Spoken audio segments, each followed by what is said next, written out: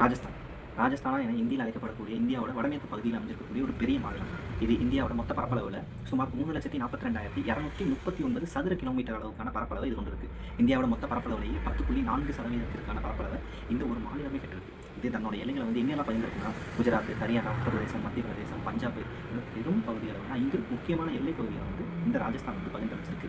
பெருந்தோம்பல் அப்படின்ற சொல்லுக்கான எடுத்துக்காட்டு இந்த இடத்துல வந்து நம்ம சொல்லவே முடியாது. ஏன்னா அந்த ராஜஸ்தானில் வந்து தார் பாலைவனம் எப்படி இருக்கும்னு தெரியும். ஸோ அதுக்கான பாலைவனம் அங்கே தான் அமைச்சிருக்குது.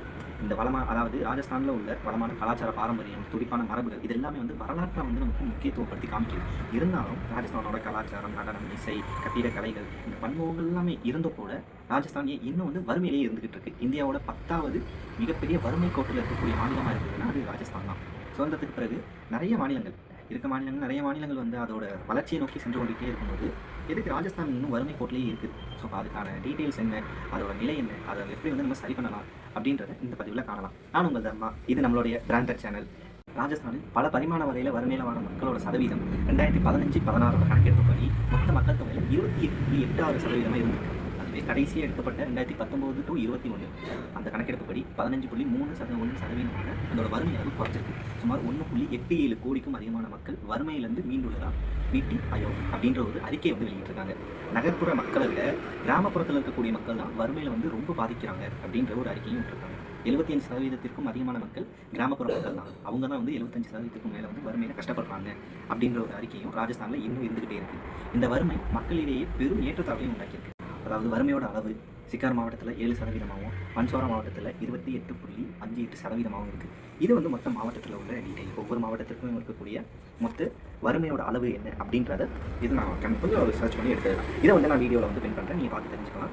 இது மொத்தமாக அதாவது சிக்கார் மாவட்டத்தில் தான் இருக்கிறதுலேயே மொத்தம் 33 மாவட்டத்தில் 7.1% அளவுக்கான வறுமை இருக்குது. இப்போ இது கணக்கெடுத்து பார்த்தீங்கன்னா இதுலேருந்து ஸ்டார்ட் ஆகி மன்ஸ்வாராவில் இருக்கிறதுலேயே அங்கே தான் அதிக அளவான வறுமை கூட இருக்குது. 28.58% இருக்குது. அப்போ இந்த வறுமைக்கான காரணம்னா என்ன, அது முக்கிய காரணம் என்ன, காரணங்கள் என்னென்னு நமக்கு தெரியும். ஏன்னா நம்ம நிறைய பார்த்துருப்பாங்க. இது பொதுவான காரணங்கள் தான். நீர் பற்றாக்குறை, கல்வி அறிவு இல்லாமல், வேலைவாய்ப்பு இல்லாமல், சமூக பாகுபாடு, காலநிலை இப்படின்ற ஒரு பல்வேறு காரணங்கள் இருக்குது. ராஜஸ்தானோட பெரும்பகுதி பாலைவனமாக இருக்குது. அந்த பாலைவன பகுதியில் நீர் பற்றாக்குறை அப்படின்றது எவ்வளவு இருக்குன்றது நமக்கு நல்லா தெரியும். அந்த வறுமைக்கு முக்கியமான காரணம் நீர் பற்றாக்குறை.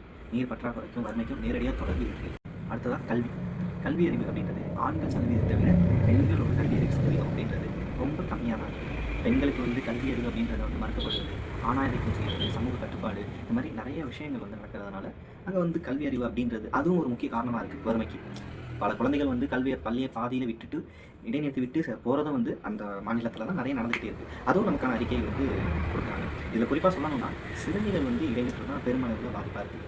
பெண் கல்வியும் பிற்போக்கிற்கு பெரும் காரணமாக இருக்குது. பெண் கல்வி அப்படின்றது தெரியும். ஒரு குடும்பத்தில் பொண்ணு படித்தா அந்த குடும்பமே படித்த மாதிரி அப்படின்ற ஒரு கான்செப்ட் இருக்குல்ல. அப்போ அந்த பெண் கல்வி அப்படின்ற ஒரு விஷயத்தை வந்து நமக்கு அங்கே முற்றிலுமே வந்து மறுக்கிறாங்க, அனுமதிக்கிறதே இல்லை. ஆணாதிக்கம் அப்படின்றது இன்றளவும் 2025-26 காலகட்டத்தில் கூட நம்ம எவ்வளவோ வளர்ச்சிகள் நோக்கி போயும் அந்த இடத்துல கல்வி அறிவு அப்படின்றது மறுக்கப்பட்டு தான் இருக்குது. சமூகத்தில் ஆணாதிக்கம் அப்படின்றது வேறொன்று இருக்கிறதால பெண் கல்வியோட அளவு வந்து கேள்விக்குறியாக மட்டும்தான் இருக்குது. இப்போ மொத்த ராஜஸ்தானோட கல்வி அறிவோட விகிதமே பார்த்தோம்னா வெறும் 24.9% மட்டும்தான். மற்ற மாநிலங்கள்லாம் எவ்வளவோ அதிகமாக போயிட்டு இருக்கும்போது இந்த மொத்த ராஜஸ்தானோட கல்வி அறிவே வெறும் 24.9% தான் இருக்குது. அடுத்ததாக பார்த்தோம்னா நமக்கு வேலை வாய்ப்பின்மை. ஸோ ஒவ்வொரு காரணங்களும் நமக்கு வந்து அடுத்தடுத்து பார்த்துக்கிட்டே இருக்கும். முதல் காரணம் நீர் பற்றாக்குறை, அடுத்து கல்வி அறிவு இல்லாமல், அது கல்வி அறிவின்மை. அடுத்தது பார்த்தோம்னா நமக்கு வேலை வாய்ப்பின்மை.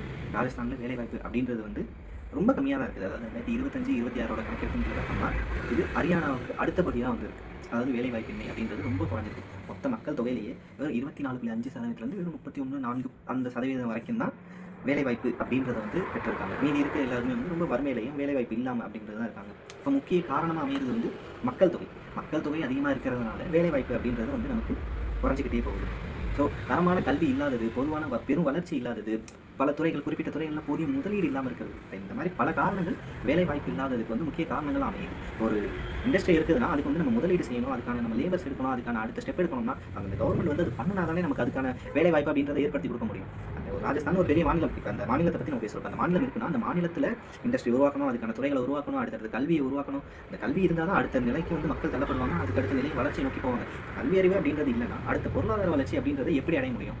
அப்போ பொருளாதார வளர்ச்சி வேணும்னா கல்வி அறிவுன்றது ஃபஸ்ட்டு வேணும். அப்போ கல்வி அறிவு இருந்தால் மட்டும்தான் அடுத்து அவங்க வந்து அடுத்த ஜென்ரேஷன் அதாவது ஒர்க்காக இருக்கும். ஒர்க் வைஸ் நமக்கு வேணும்னா கூட அப்போ அந்த லேபர் அப்படின்ற அந்த லேபர் குவாலிட்டி போகணும்னா அப்போ அவங்களுக்கு அந்த அறிவு வேணும். அப்போ அவங்களுக்கு அந்த முதலீடு அந்த அறிவு அப்படின்றது கல்வி அறிவிலேயே மறுக்கப்படுது. அப்போ எப்படி அடுத்த கட்டத்துக்கு அவங்க வந்து வேலை வாய்ப்பு அப்படின்றது போவாங்க. அவங்களுக்கு ஏற்ற மாதிரி அவங்களுக்கு ஏற்ற மாதிரி அந்த வேலை வாய்ப்பே கிடைக்காது.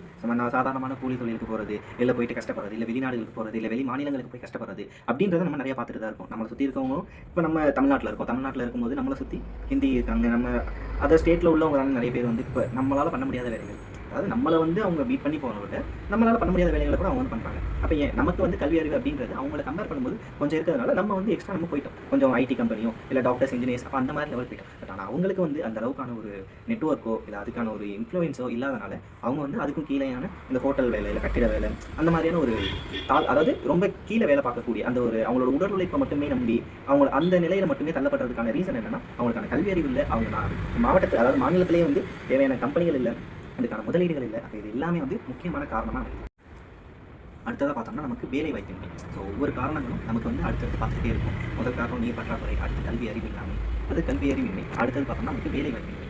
ராஜஸ்தானில் வேலை வாய்ப்பு அப்படின்றது வந்து ரொம்ப கம்மியாக தான் இருக்குது. அதாவது 2025, 26 கணக்கெடுத்து பார்த்தோம்னா இது ஹரியானாவுக்கு அடுத்தபடியாக வந்துருக்கு. அதாவது வேலை வாய்ப்பின்மை அப்படின்றது ரொம்ப குறைஞ்சிருக்கு. மொத்த மக்கள் தொகையிலேயே வெறும் 24.5% வெறும் 31.4 அந்த சதவீதம் வரைக்கும் தான் வேலை வாய்ப்பு அப்படின்றத வந்து பெற்றிருக்காங்க. மீதி இருக்க எல்லாருமே வந்து ரொம்ப வறுமையிலையும் வேலை வாய்ப்பு இல்லாமல் அப்படின்றது தான் இருக்காங்க. இப்போ முக்கிய காரணமாக அமைகிறது வந்து மக்கள் தொகை.